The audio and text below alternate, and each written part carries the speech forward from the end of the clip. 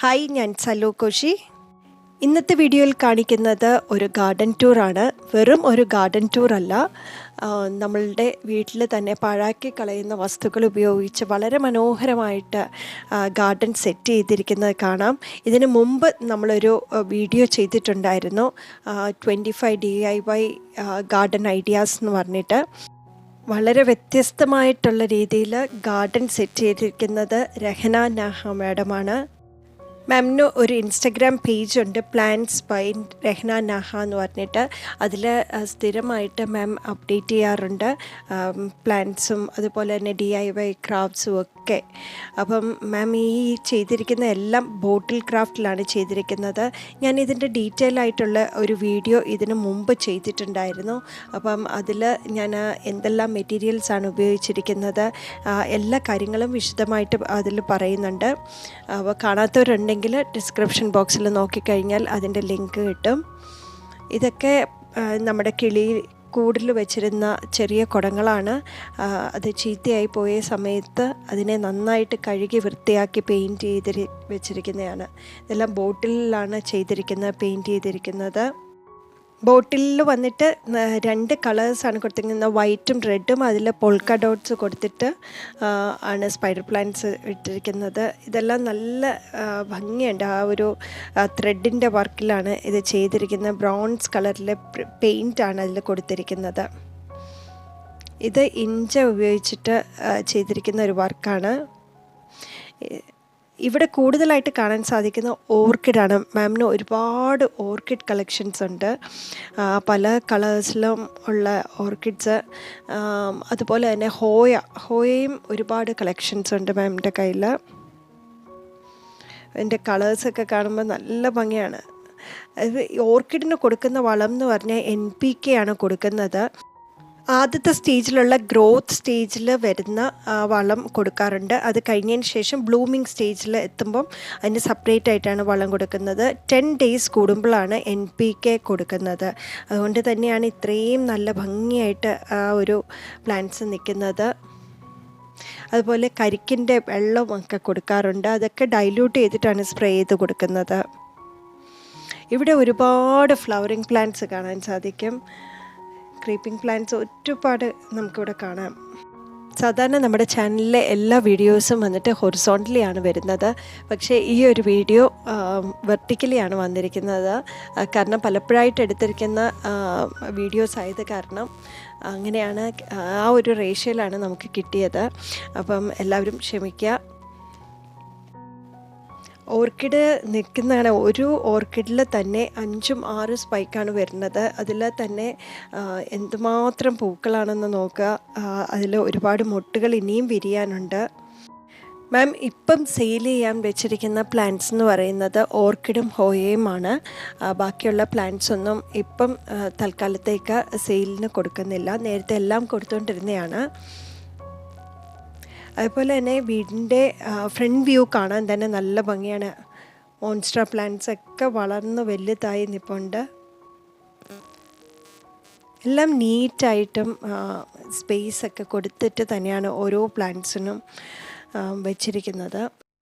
കേരളത്തിൽ മഴക്കാലം അടുത്ത് വരുന്നത് കാരണം ഇഴജന്തുക്കളുടെ ശല്യം ഒരുപാട് ഉണ്ടാകാൻ ചാൻസ് ഉണ്ട്. അപ്പം ഈ ചെടികൾ വെക്കുമ്പോഴത്തേക്ക് ചെടിച്ചട്ടികൾക്ക് ഇടയിൽ ഒരു ഗ്യാപ്പ് കൊടുക്കുക. അതുപോലെ നീറ്റായിട്ട് വെക്കാൻ ശ്രമിക്കുക, ഷെയ്ഡിൽ വെക്കുകയാണെങ്കിലും. കാരണം നമുക്ക് ഒരു ചെടിച്ചട്ടിയിൽ അതിനെ പരിപാലിക്കാൻ പോകുന്ന സമയത്ത് നമുക്ക് കാണാൻ സാധിക്കണം അതിന് ചുറ്റും എന്തെങ്കിലും ജീവികളോ എന്തെങ്കിലും ഉണ്ടോ എന്നുള്ളത് മനസ്സിലാക്കണം. വളരെ സൂക്ഷിക്കേണ്ട ഒരു സമയം കൂടിയാണ് ഇപ്പം. സ്നേക്ക് പ്ലാന്റ്സ് ഒക്കെ തന്നെ ഒരുപാട് മഴവെള്ളം കൊണ്ട് കെട്ടി നിൽക്കുകയാണെങ്കിൽ പെട്ടെന്ന് അഴുകിപ്പോകാനുള്ള ചാൻസ് ഉണ്ട്. ഇതിനൊക്കെ വളരെ കുറച്ച് വെള്ളം മാത്രം മതി. ഈ കാണുന്ന പ്ലാന്റ്സിനെല്ലാം തന്നെ നമുക്ക് വീട്ടിൽ വളരെ ഈസി ആയിട്ട് മെയിൻറ്റെയിൻ ചെയ്യാവുന്ന CC പ്ലാന്റ്സും മോൺസ്റ്റർ പ്ലാന്റ്സും ഒക്കെ നമുക്ക് നല്ല ഭംഗിയാണ്. പ്രത്യേകിച്ച് മോൺസ്റ്റർ പ്ലാന്റ്സ് കാണാൻ നല്ല ഭംഗിയാണ്. നല്ല സ്പേസ് എടുക്കുമെങ്കിലും അത് കാണാനൊരു ഭംഗിയാണ്. ഇവിടെ ഹാങ്ങിങ് ആയിട്ട് ഓർക്കിഡ്സ് വെച്ചിട്ടുണ്ട്.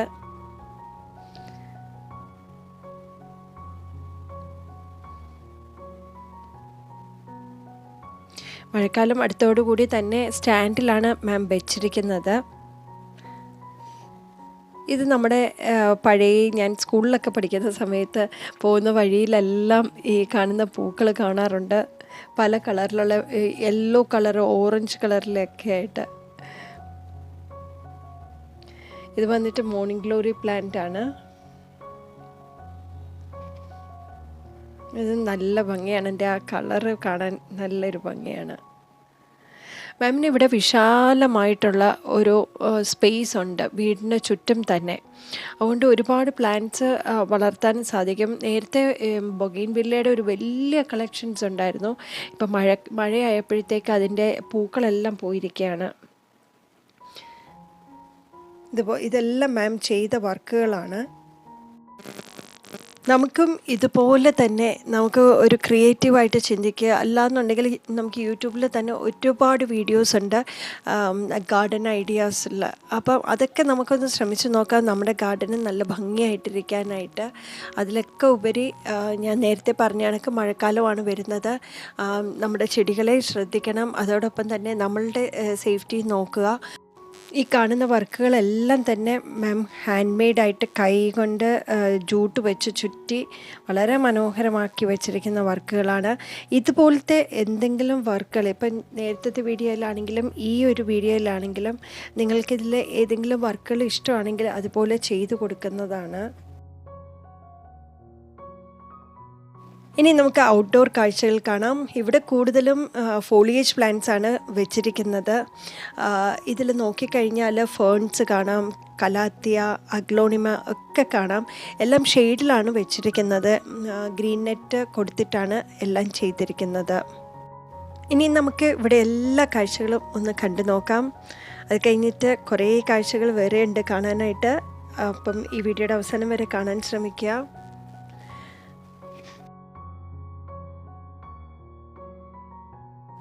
ആദ്യമായിട്ടാണ് ചാനൽ കാണുന്നതെങ്കിൽ ചാനൽ സബ്സ്ക്രൈബ് ചെയ്ത് സപ്പോർട്ട് ചെയ്യുക. അതോടൊപ്പം കാണുന്ന ബെൽ ഐക്കണും കൂടെ എനേബിൾ ചെയ്യുക. അതിൽ ഓൾ എന്ന ഓപ്ഷൻ കൊടുക്കുക. എന്നാൽ മാത്രമേ ഞാനിടുന്ന വീഡിയോസിൻ്റെ ഒക്കെ നോട്ടിഫിക്കേഷൻസ് നിങ്ങൾക്ക് അപ് ടു ഡേറ്റ് ആയിട്ട് കിട്ടുകയുള്ളൂ.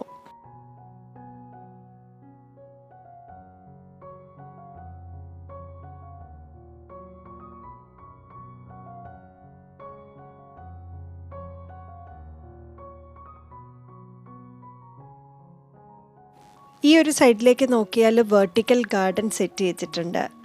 അത് പല ലെയേഴ്സായിട്ടാണ് ചെയ്തിരിക്കുന്നത്. അതിൽ ഓരോ ലെയറിലും ഒരേ തരത്തിലുള്ള ചെടികളാണ് വെച്ചിരിക്കുന്നത്.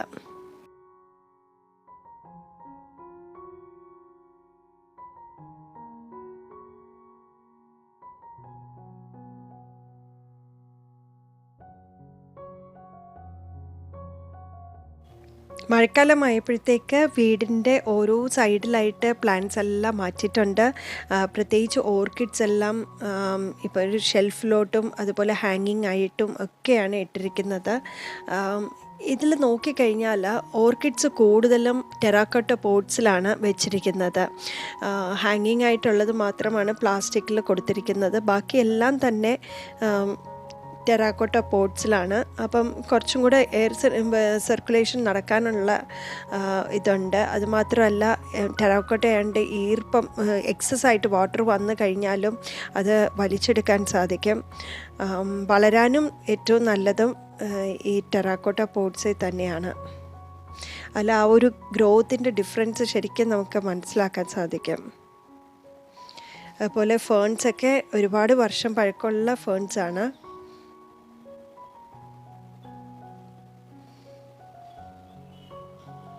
മാമിന് ശരിക്കും നമ്മൾ ആദ്യത്തെ ഒരു വീഡിയോ മാമിൻ്റെ ചെയ്തിട്ടുണ്ടായിരുന്നു, ഗാർഡൻ ടൂറ്. അത് വിശാലമായിട്ട് നമ്മളത് ഓൾമോസ്റ്റ് കാണിച്ചതാണ്. ഇപ്പോൾ കാണിക്കാത്ത ഭാഗം മാത്രമാണ് ഇപ്പം നമ്മൾ ഹൈലൈറ്റ് ചെയ്ത് ഈ വീഡിയോയിൽ കാണിക്കുന്നത്.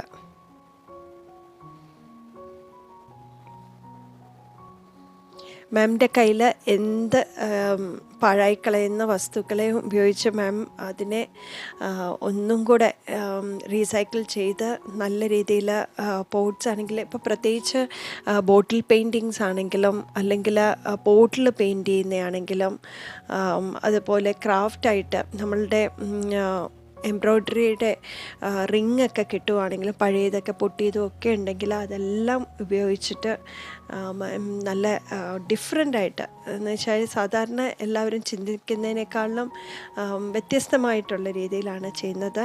ഇനി നമുക്ക് അടുത്ത വീഡിയോയിൽ